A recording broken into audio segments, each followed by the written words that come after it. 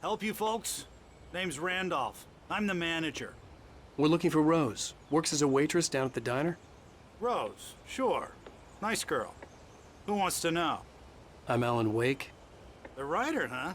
I heard on the radio you were visiting. Well, I'll show you her trailer. That Rose, she's a nice girl. Always pays her rent on time. As I was saying, Al, I found all sorts of weird stuff from the local newspaper's archives. This place is crazy! Disappearances, mysterious deaths, urban legends come true, and get this, most of this stuff takes place around Cauldron Lake. Well, you ain't wrong, mister. The Indians thought the lake was a doorway to the underworld. I'm the God-fearing type myself. I don't hold with that sort of thing. Yeah, okay. Anyway, there was an island there owned by a guy called Thomas Zane. Now, some of the articles I found about him make him out to be a famous writer, but I ran a bunch of searches, couldn't find a single thing he wrote. Zane was heavily into diving, so much so that the place came to be called Diver's Isle. But the volcano under the lake erupted in 1970, and Zane went down with the island. Yeah, how about that? It was there in the morning, as if it had fallen from the sky. But it would take a tornado to lift something like that. We're damn lucky it didn't crush any of the trailers.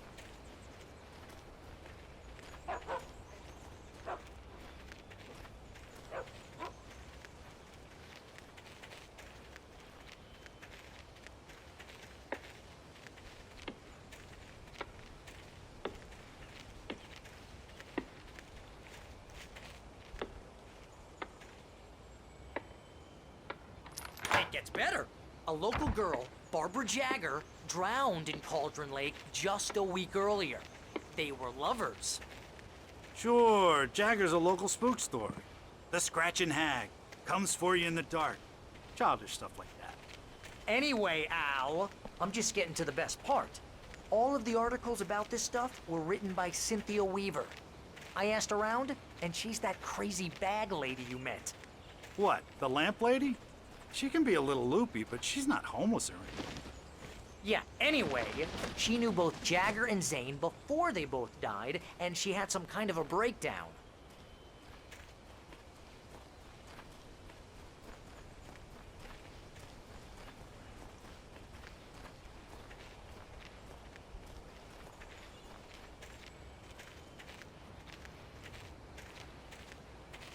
Well, mister, this here's Rose's trailer.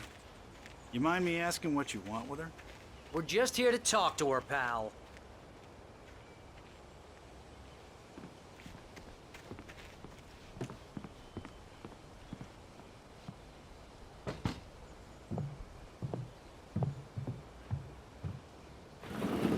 Welcome to... Oh dear, Mr. Wake. I'm so glad you're here. Rose, you have my manuscript? Oh. Oh, yes. Yes. Please, come in. Hey, this is really good. Rose, Yes. My manuscript. I really need it. I understand. I know what you need. A muse to inspire you. Oh, for Barry. She doesn't have anything. Yeah, hey, Al, what's... Oh... Barry! What? What?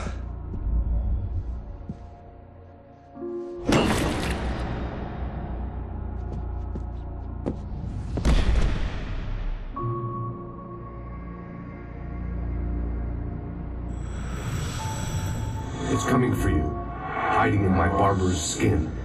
I'm too weak to stop it. You must turn the lights on. I promised I'd come visit you and your lovely wife. You must finish what you started. I insist. You must turn the lights on. Turn the light on. Back to work, boy.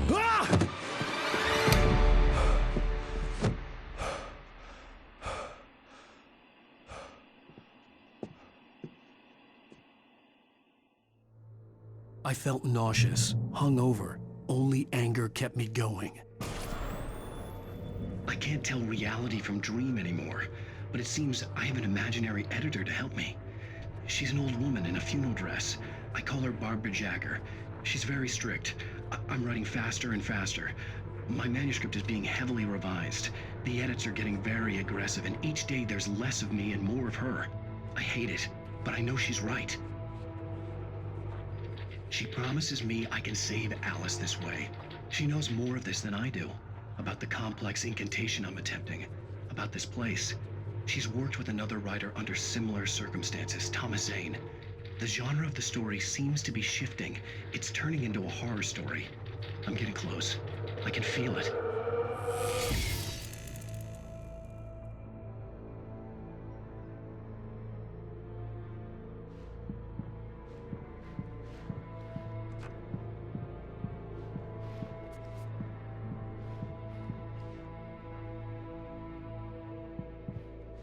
Rose took a day from me. I had less than 12 hours left to meet the kidnapper. All I could do was get Barry into the car, work something out once I got on the road. Welcome to the Oh Dear Diner. What can I get you today? Coffee? I couldn't work up much hate for Rose. Something had used her to get to me and left its mark. First refill is free. Milk and sugar on the counter there. Would you like to hear today's specials? Thank you. A nice day. Come back soon. My gun and flashlight were gone. I'd have to find... Mr. Randolph liked Rose. That little smile she had. How she was still sweet when life had tried so hard to make her bitter. It wasn't any of his business what she did in her trailer. But those strangers, the writer and his smart-ass sidekick, looked like trouble.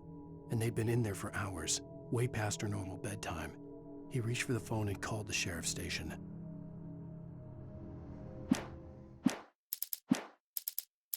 A way to get Barry into the car as quickly as possible. There was no time to waste.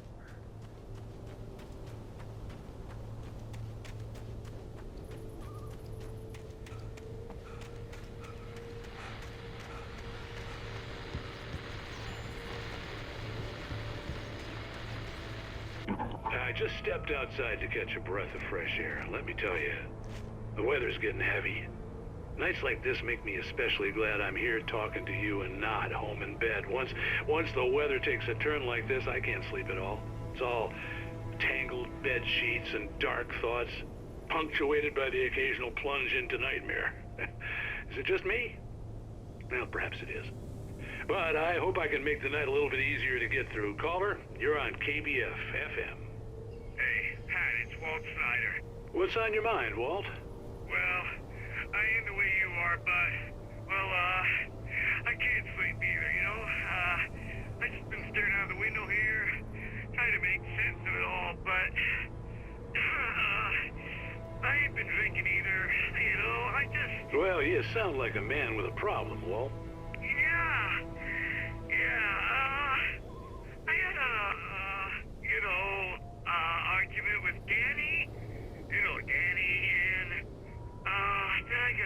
with the law, you know, and I'm just, well... I heard something like that, Walt. Yeah, well, you know, Daddy's my best friend, and, they let me out on bail today. And now I'm just alone here at the window, you know, waiting. Man, and there's something in the air tonight, man. I was just outside looking up at the sky above our broadcast tower thinking the same thing. What are you waiting for, Walt? I don't know. You know, something's gonna happen. You know, I think I better go. Well, Walt, maybe... No, thanks, Pat.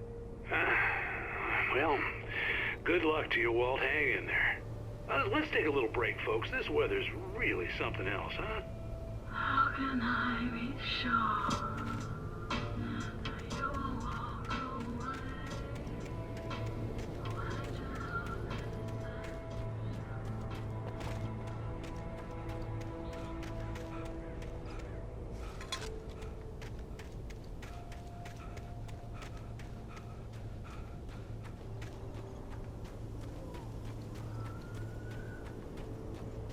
Oh, you're gonna get it now. God knows what you've done to that poor girl. This is Agent Nightingale, FBI! Get him up, Hemingway! You're under arrest! You move a muscle, I'll unload right in your goddamn face! Stay right where you are, Spillane!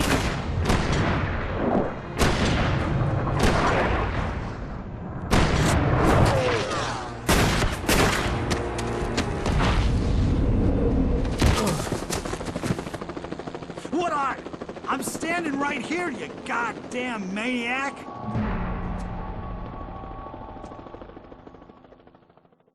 I hated to leave Barry behind, but there was no way I'd miss my appointment with the kidnapper. Give it up, Mr. Wake! Come on! Take it easy on him! Don't let him get away! Move it! Move it! Move it! Let him get away!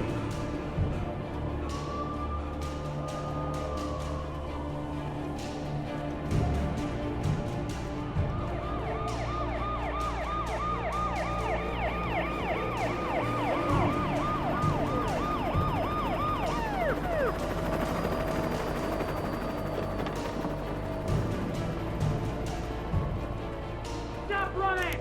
Freeze! Okay, men. Keep your eyes peeled. He's gonna try to make it through here. This way! Go! Oh, damn. Whoa! There you go! Stop! What's there? Lift away! God damn it! Where did he go? Lift away! Keep an eye out!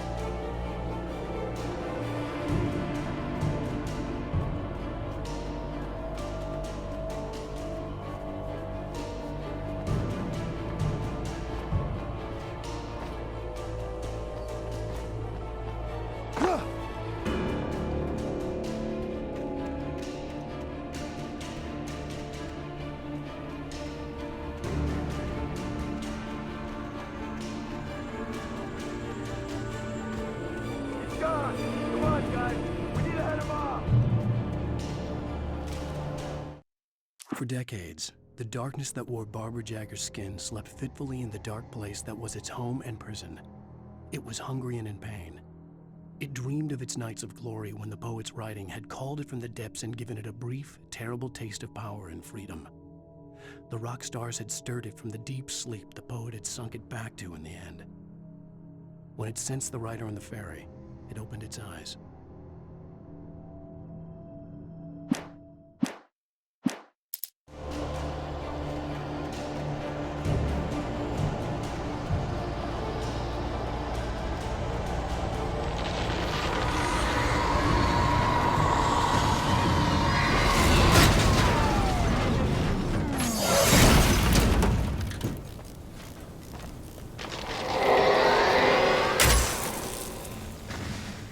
Come in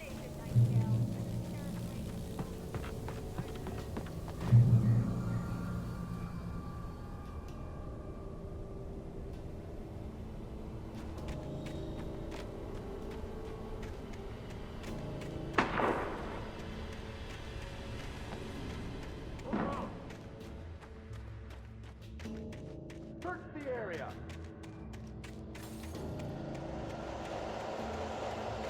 Stay sharp. This way. Over here.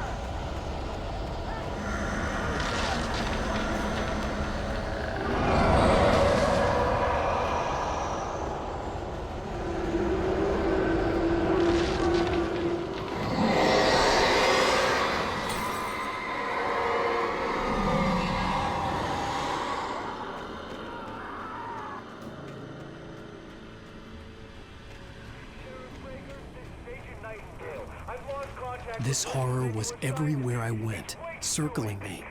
The cops didn't stand a chance. They were after a writer, not a monster. This guy, he wears a tweed jacket. Over. He's the guy we're chasing. If it's not him, who then? Bigfoot? Over. I don't know yet, but I'm not in the habit of jumping to conclusions. That tends to come back and bite you in the ass. Out.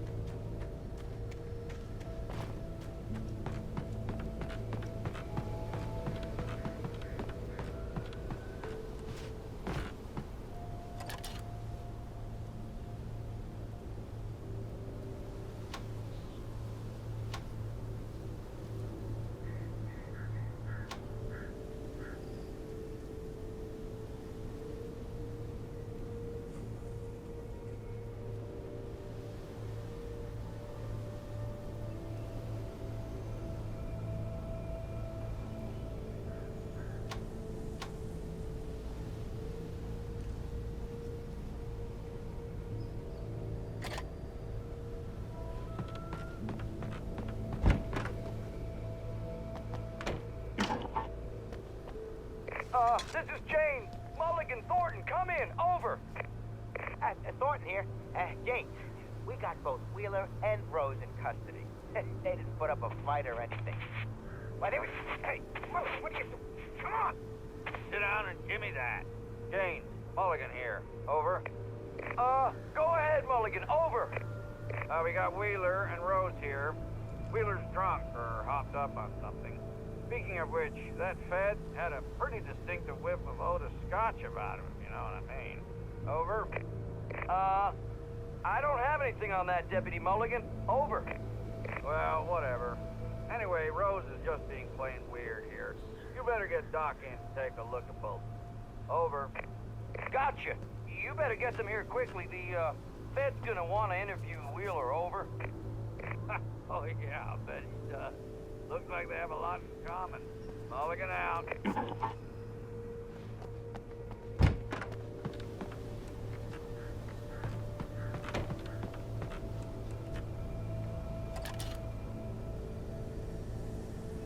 I could see the lights of the radio station in the distance.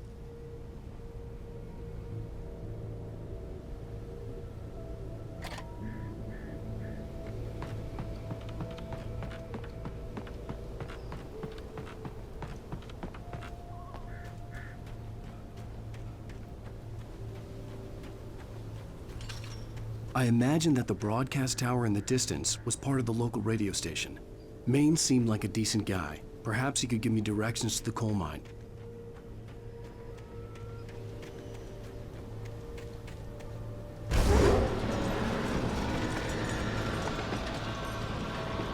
Unnatural shadows clung to the gate. The darkness that was after me was trying to stop me. I wouldn't get through without a light.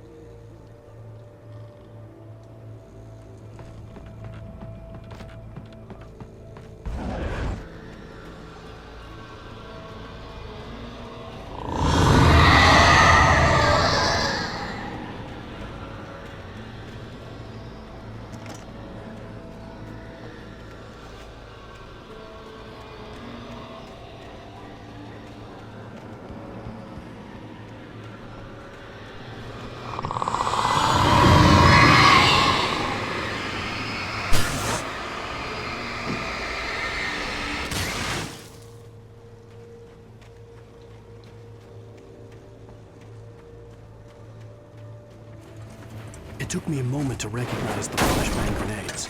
They were an ideal weapon for my situation. Team 1, come in. Over. Team 1, this is Sheriff Breaker. Report. Over. Team 2, come in. I need a report. Over. Come on, guys. Talk to me. Come in, please. Over.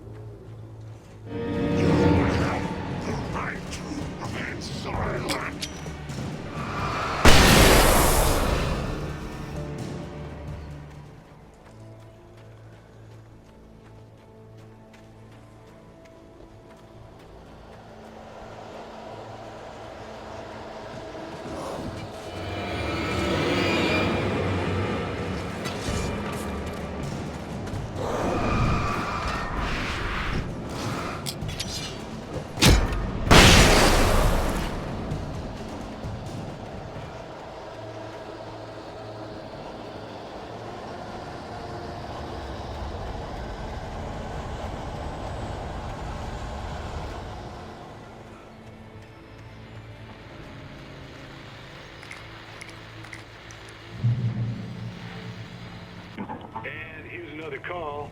You're on KBF-FM with Pat Maine. It's Milt Peabody, Pat. What's on your mind, Milt? Well, I live near the trailer park, Pat, and there's a big ruckus going on over there.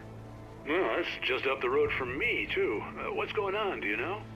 I don't know, but there's a bunch of police cars there, lots of sirens, a helicopter buzzing around, and I think I heard some gunshots. Gunshots? Yes, sir, like from a pistol. So can you find out what's going on? Because it's just next door and they're popping off guns there. They're still shooting? No, it was maybe 10, 15 minutes ago. It sounds serious, Pat. I'm telling you, it don't sound like no party. Well, I'm certainly going to give the station a call, Milt. Okay. You'll hear it here as soon as I hear from them. Okay, thanks.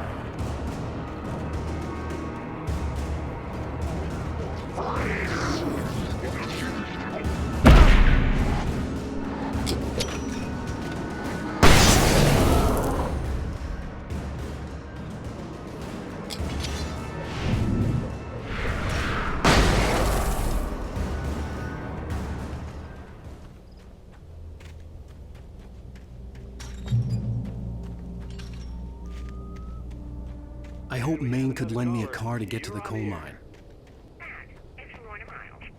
Why, hello, Lorna. What do you have for us?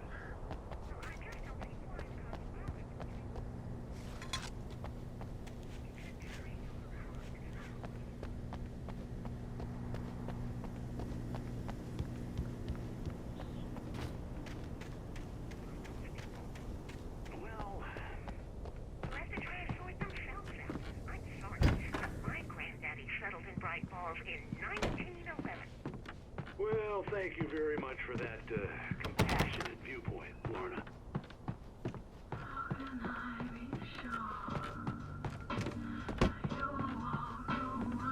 Oh, here's a little surprise. The famous writer Alan Wake just walked in. Folks, I'm going to see if I can talk him into an interview. Come on in, Mr. Wake. Oh, I'm so glad you could find the time to do this, Mr. Wake. Nowhere to run now, Dan Brown. You back away from me. Don't hurt it. Whoa. Everyone calm down. Put the gun down. We're all friends here, right? Cool your jets, Nightingale. We got him. Judas Priest! What the hell's the matter with you? There's a civilian in there.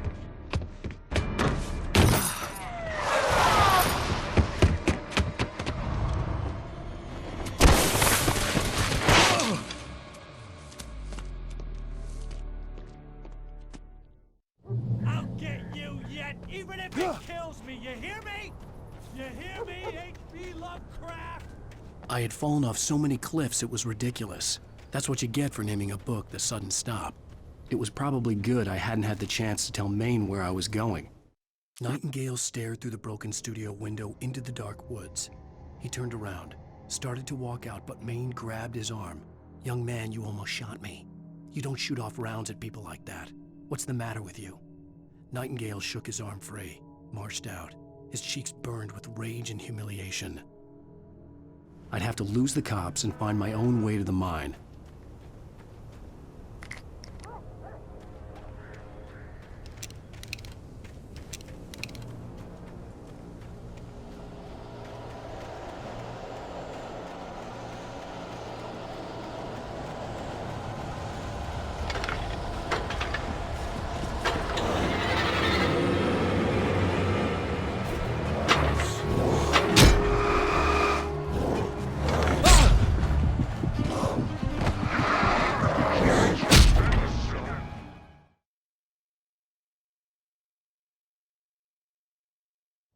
I'll get you yet, even if it kills me, you hear me?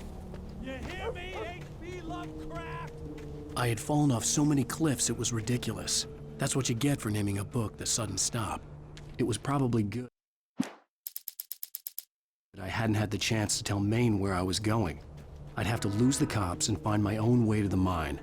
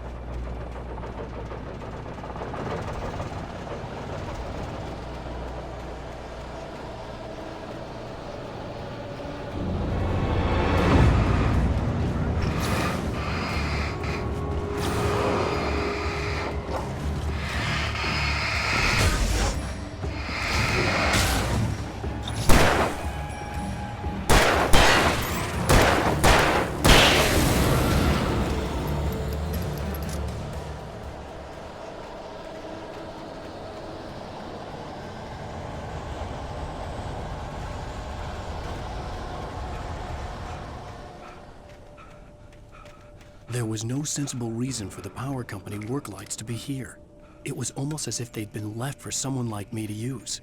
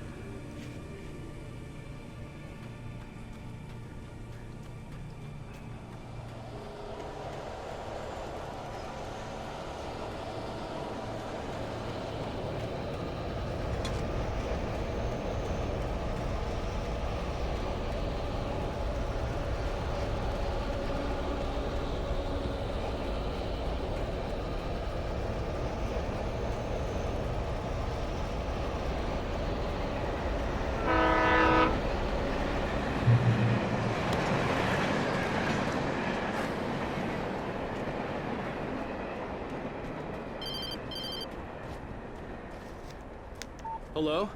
The most stubborn man I've ever met. Alice? Alice? Alan, I'm so afraid. Keeps me in the dark. Please help me. I look at you, Alan, and it's not you. Something else. Looking out from behind your eyes. Alice, I'm here. I'm so alone here. It's all gonna go to hell. You need to be careful. Cooperate. The connection had been terrible, but that wasn't the only thing that hadn't been right with the call. She sounded wrong somehow, but she had called me. The pipe wrenched itself loose from the bridge's steel framework. Wrapped in darkness, it floated in midair, twitching. For a moment, I didn't understand what I was looking at. The heavy object lurched at me with impossible force. I threw myself out of the way, but just barely. When I turned my flashlight on it, it shook in a dark rage before it flew at me again.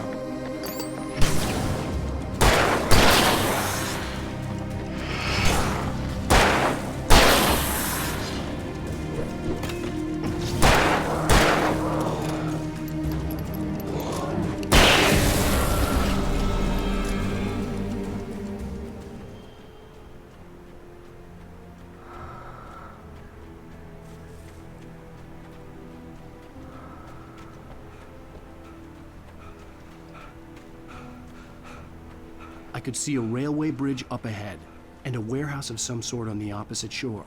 I hoped I could find a car from there.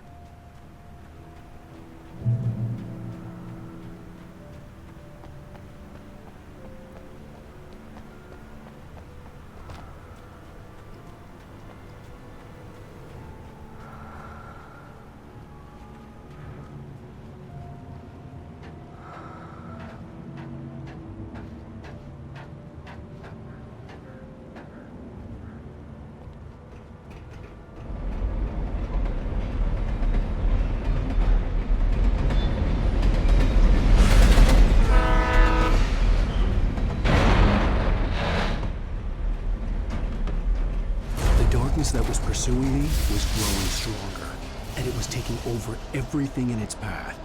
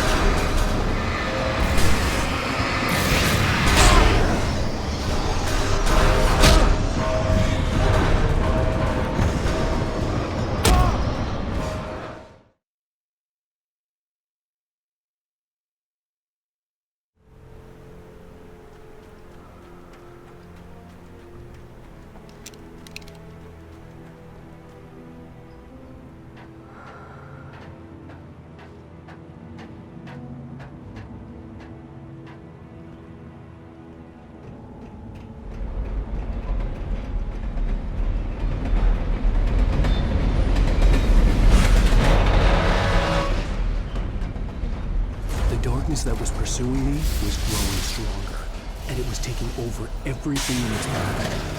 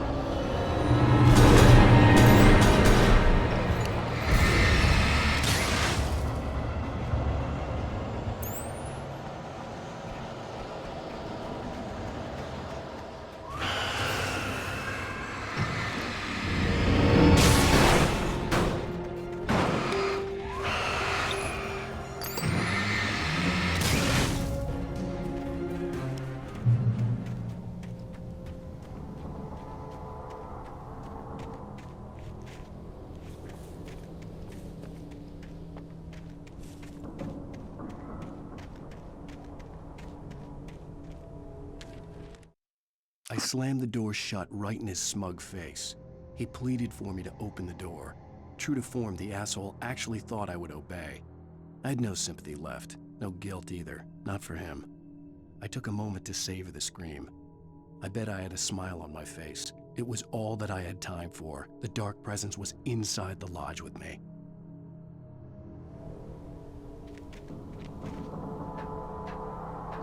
As a teenager, just starting to get interested in writing, Stephen King had been a source of inspiration to me. I thought about all the inanimate objects that had come to life in his books. No one is safe in a good horror story, certainly not the protagonist. That's what makes them fun. This was anything but. The darkness could possess anything, and it was getting closer.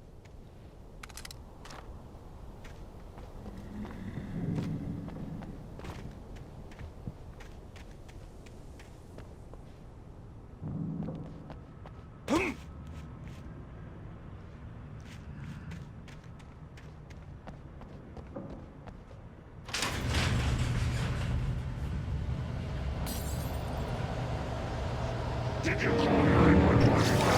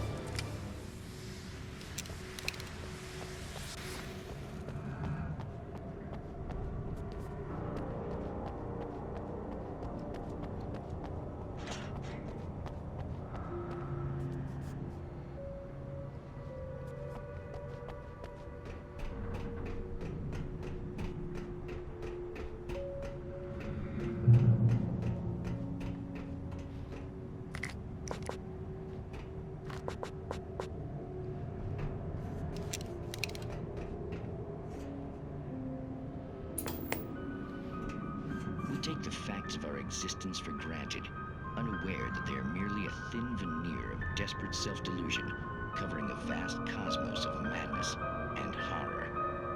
All too often, the stars are right. In Night Springs.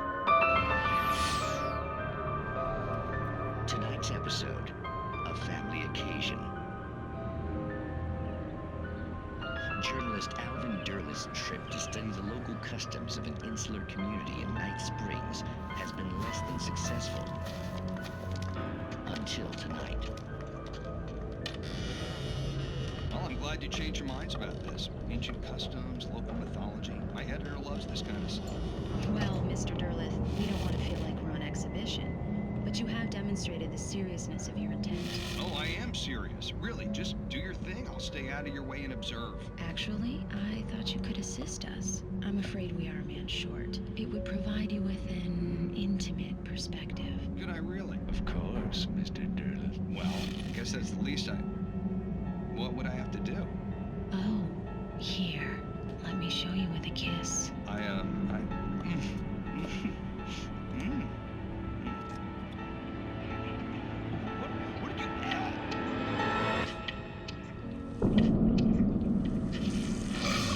Oh, Mr. Bishop, you have well pleased Nixie Perka, the dweller in flesh. Your body shall host his 1,000 young, and all shall be glory.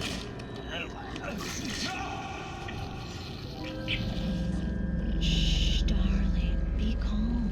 Shh. Alvin Derleth learned a harsh lesson. If you go looking for mythology, it may come looking for you. And such quests always bear fruit. Night Springs.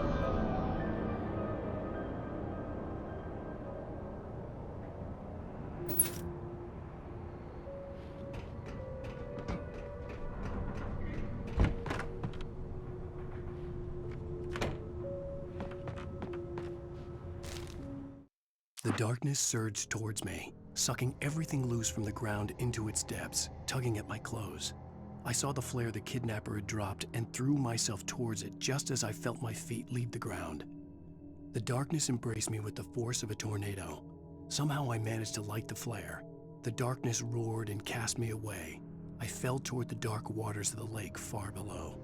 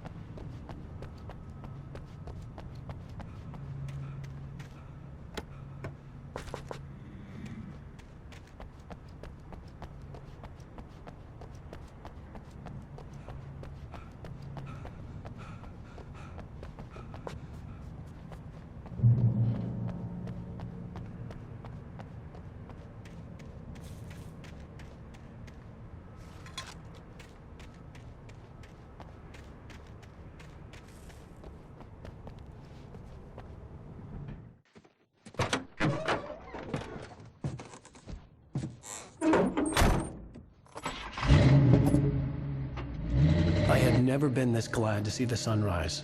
I had a couple of hours to get to the coal mine.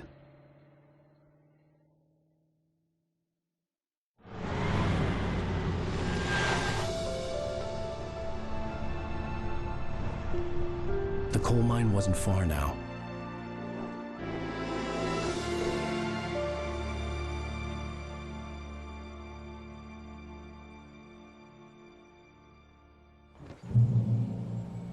Today, I would meet the kidnapper, and he would give me Alice. I wouldn't give him any other choice. A drowning man will clutch at a straw.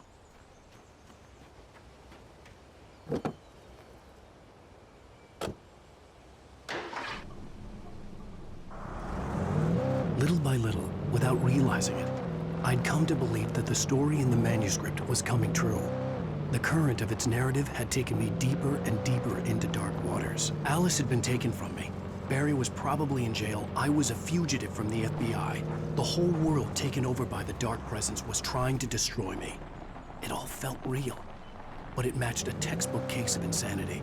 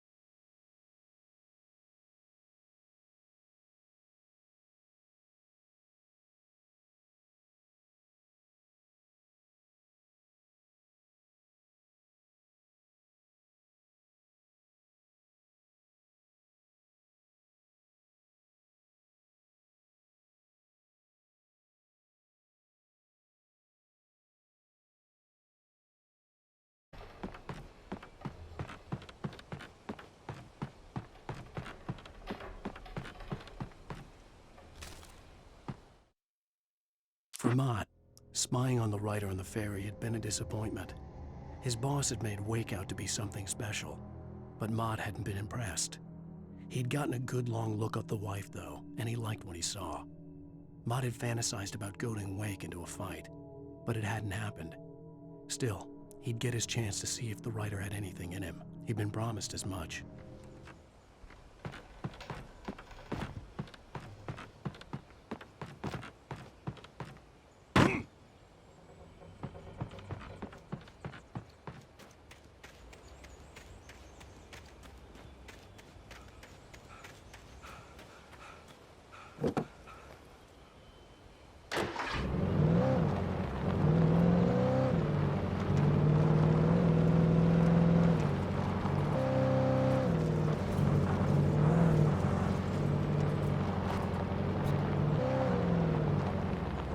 I was early. I was supposed to meet the kidnapper at noon in the main building. The coal mine was quiet. It was a museum now.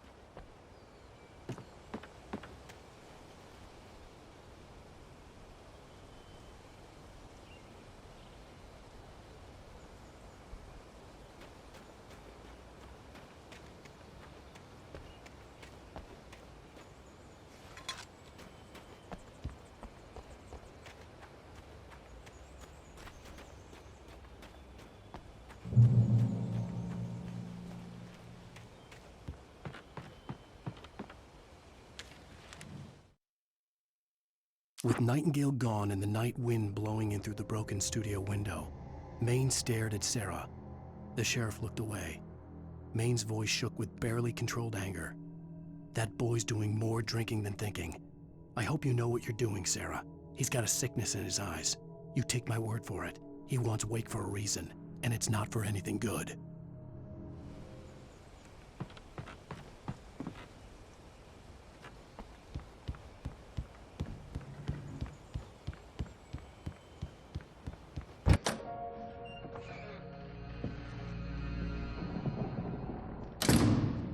I didn't want to go outside. Cops had to be looking for me. The noon sun turned the place into a sauna. The day dragged on. Different scenarios ran through my mind. Ways of how I'd torture the kidnapper to get Alice back. Or the different horrible things he could have done to her. I imagined her dead. I had no way of knowing she was still alive. It was killing me. I was running on blind hope. It was all a waste of time. The bastard never showed up.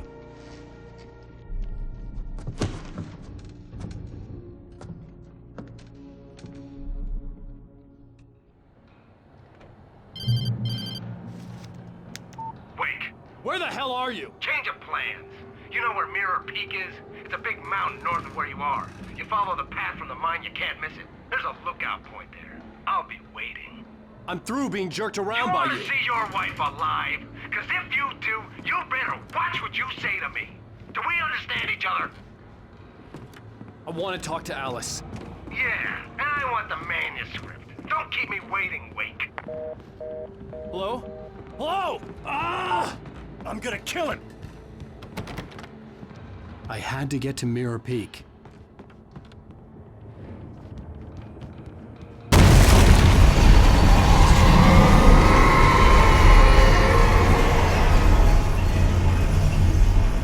It was close, maybe closer than ever before.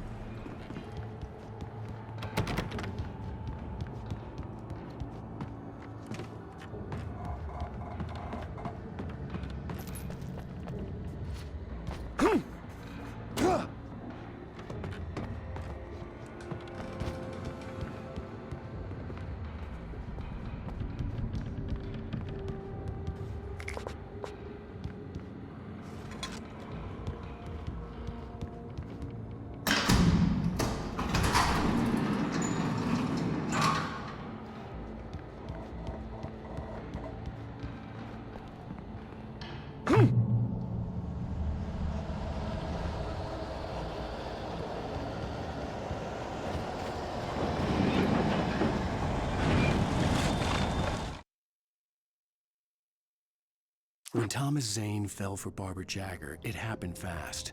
She was young, vibrant, and beautiful, full of life. He had never been a very happy man, and without any seeming effort, she had changed all that. Zane felt good for the first time in his life. Everything she did was another piece of a jigsaw puzzle he hadn't even known he'd been missing. And best of all, she made the words flow, strong and sharp. She was his...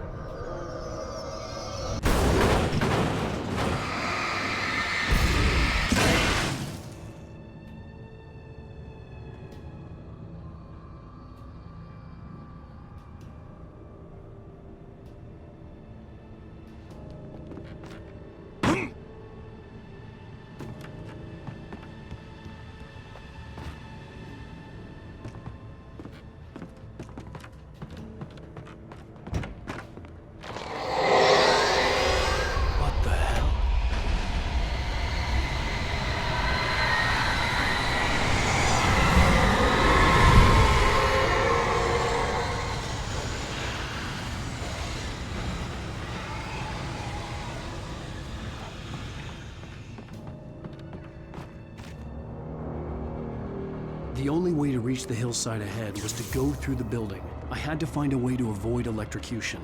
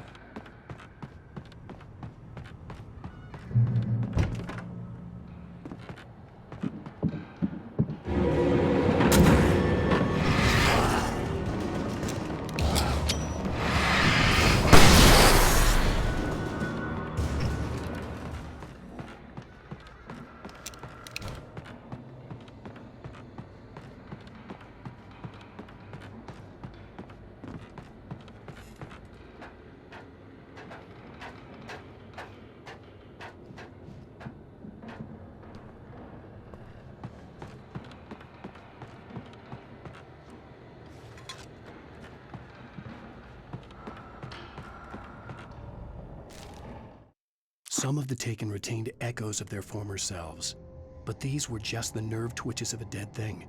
Nothing remained but a shell covered and filled with darkness. In most cases, these puppets were enough for the purposes of the dark presence. But for anything more elaborate, as with the writer, it was different. It needed his mind. And so rather than taking him over completely, it merely touched him.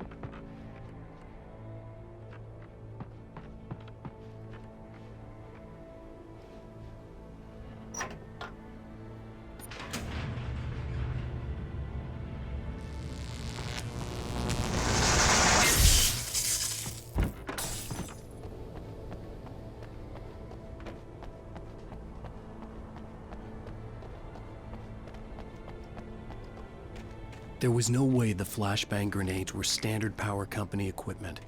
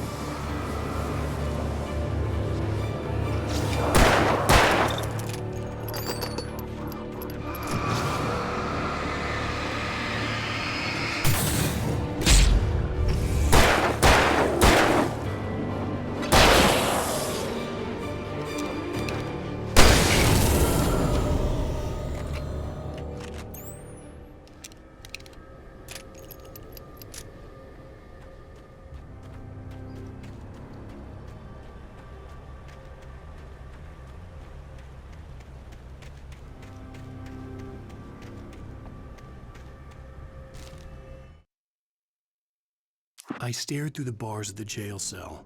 Barry stood behind me, swaying on his feet, looking as ill as I felt. Agent Nightingale stood on the other side of the bars with Sheriff Breaker.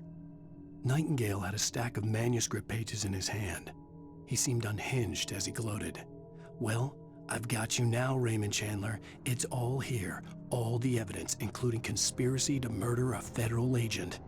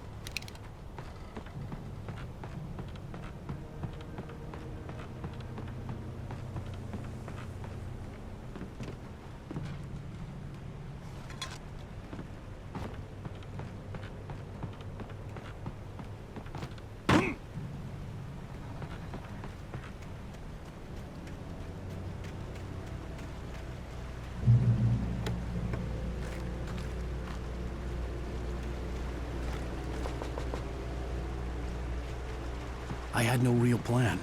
I was going to give the kidnapper all the manuscript pages I had for Alice. If that wasn't enough, I'd hold him at gunpoint and make him talk.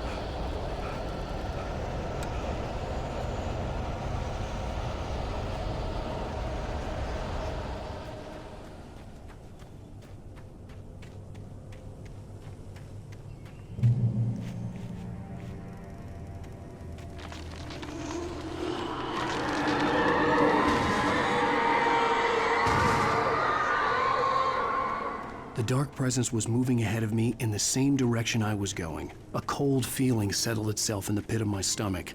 Was it going for Alice?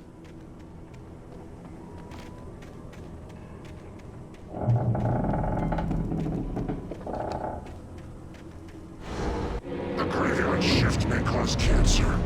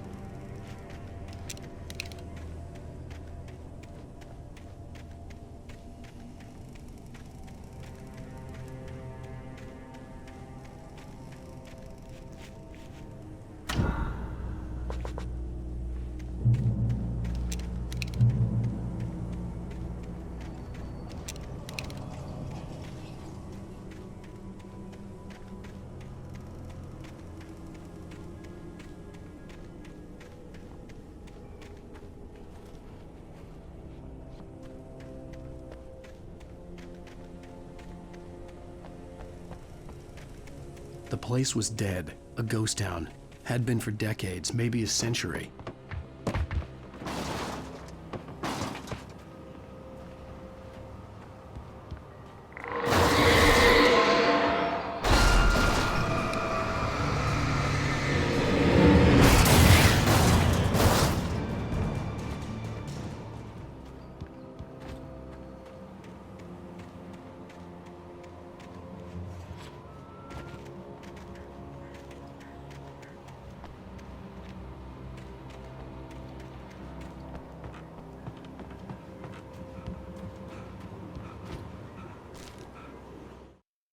Things were never as simple in real life as in fiction.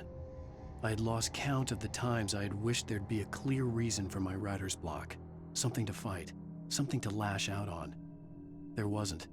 I was filled with doubt. I was nothing like the hero in my books. Alex Casey had gone through his life with single-minded determination, never wavering from his goal. Even now, I was angry at myself, angry at Alice, angry at Barry. I was fumbling and I had no plan.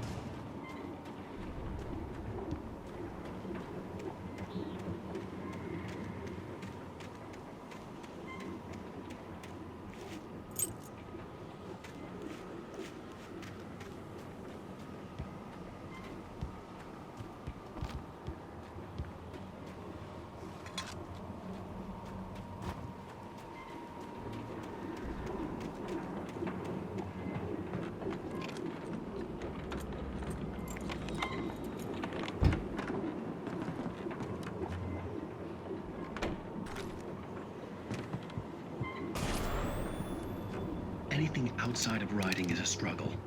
I feel ill. I managed to make my way downstairs. There's a shoebox filled with books and papers by Thomas Zane. It's very hard to focus, but I managed to read some of it. He's a poet, and a good one. He writes of muses and creators summoning fabulous things from a magic lake, using his power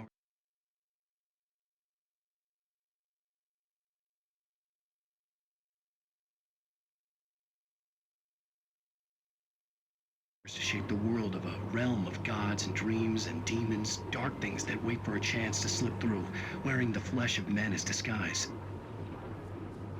Zane writes about himself, his girlfriend being taken over by a dark presence, about growing scared of the lake.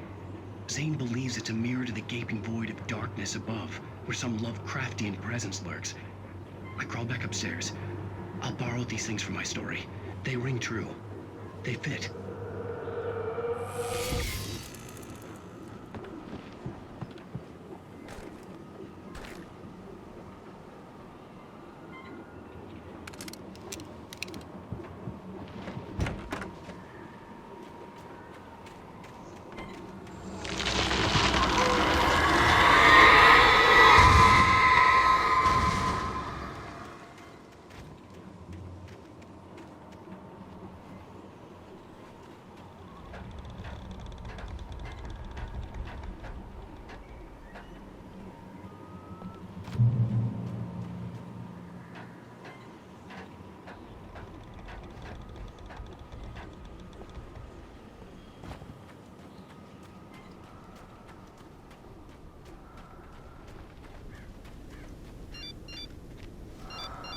The kidnapper had sent me a text. The message was full of spelling errors and insults.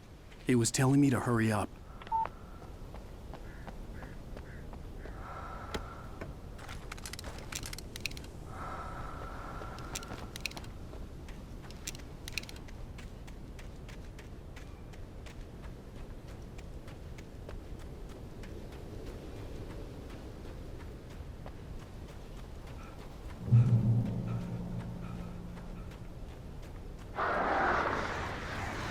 Birds.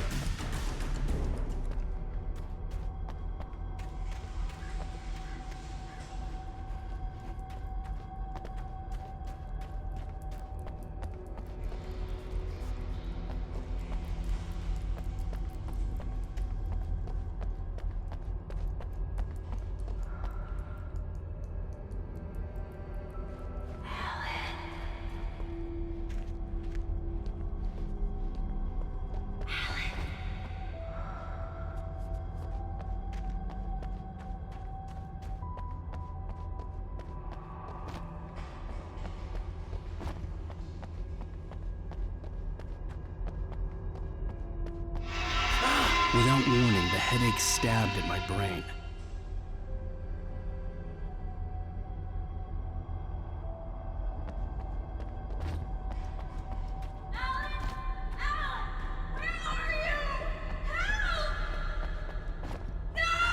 Alice?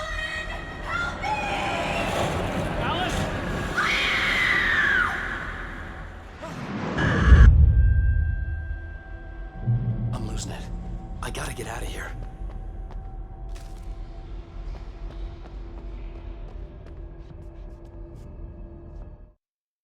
The hunters were big, thick-set men, confident and at home in the woods. They were feeling good, running on beer, ghost stories, and camaraderie late into the night. It did them no good. as they were taken by the dark presence, sucked deep into a darkness far worse than any ghost story they ever told or heard.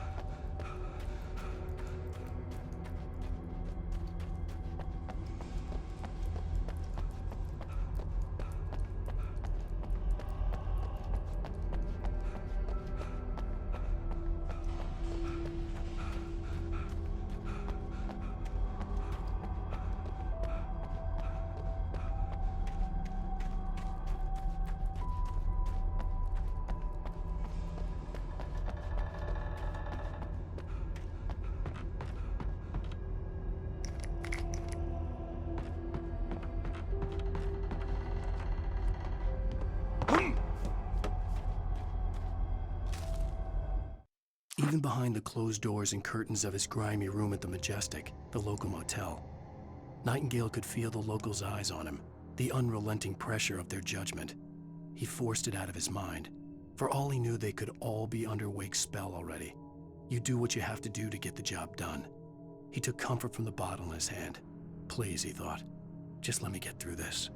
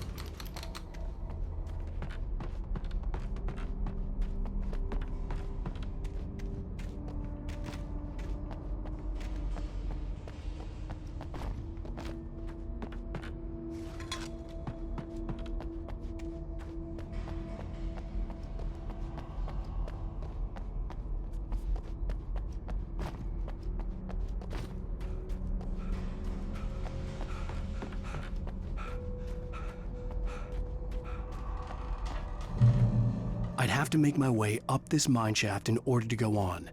Maybe the machinery could help me with that.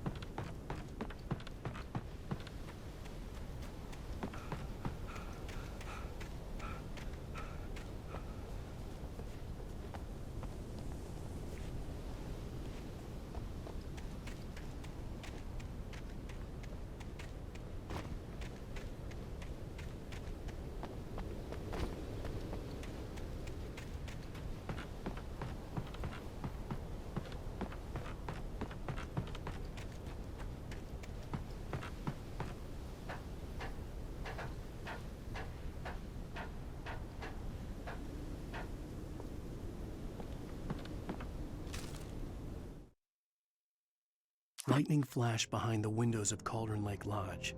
Tor Anderson laughed and held the steel hammer above his head. Nurse Sinclair was trying to calm him down without success. Tor grinned madly and shouted, "My hammer's up. Here's a friendly poke from Molnir, wench." He brought the hammer down with all his might on Sinclair's head. "We're on a comeback tour, baby."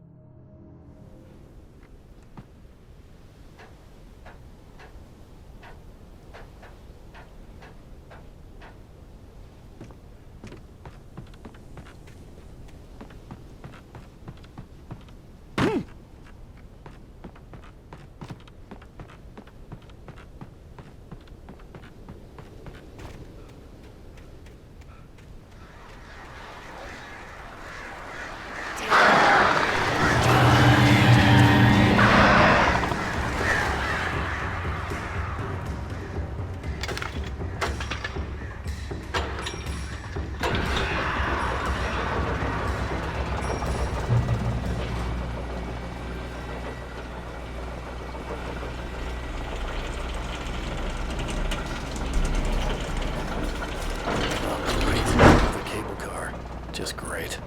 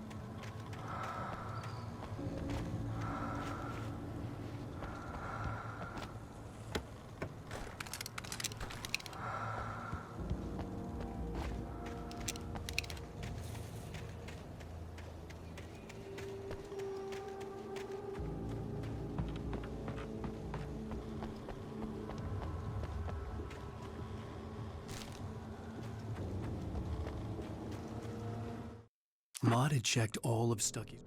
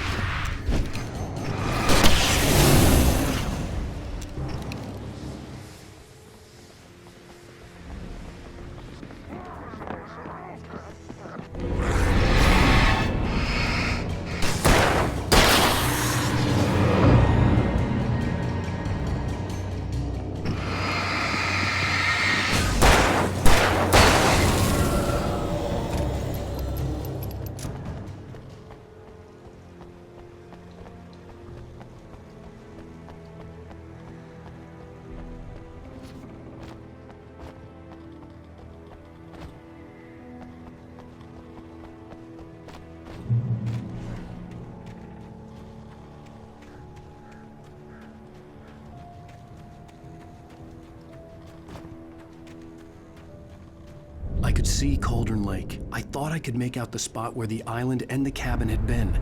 There was a light near it. It had to be a boat.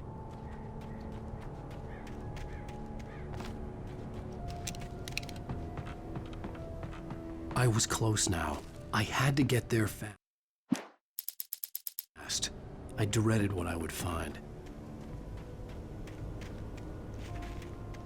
Wait! Are you? Wait! Hey, I'm here! I'm coming! No! Get away! Sorry. Please, please! The boss didn't know who he was messing with. I didn't know. I swear, I didn't know. We don't have his wife. We don't know where she is. She's probably drowned. We just said we had her to make a play ball. You see? To get him writing for us. Please.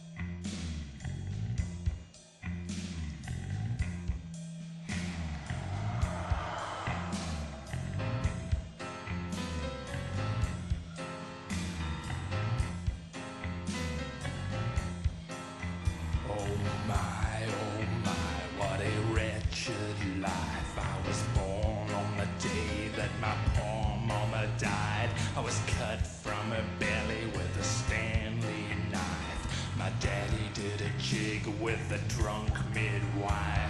Who's that yonder hole in flames, dragging behind him a sack of chains?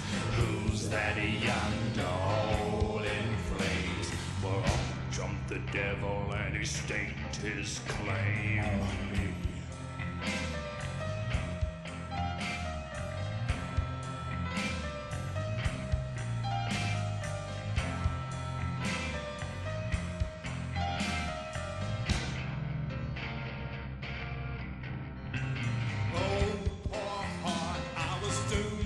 Start, doomed to play the villain's part. I was the baddest Johnny in the apple cart. My blood was blacker than the chambers of a dead nun's heart. Who's that milling around the courthouse steps? Nail on my face to the hitch and fence. Who's that milling around the courthouse steps? Up jumped the devil and off we crept.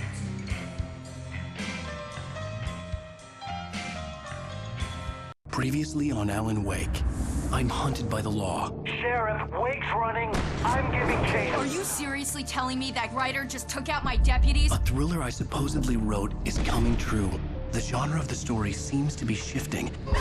It's turning into a horror story. I was told that Alice had been kidnapped, but that was a lie. We don't have his wife. We don't know where she is. Her purported kidnapper was eaten up by the dark presence before it attacked me.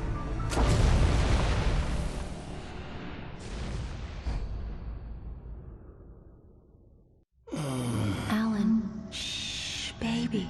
It was just a nightmare. Alice.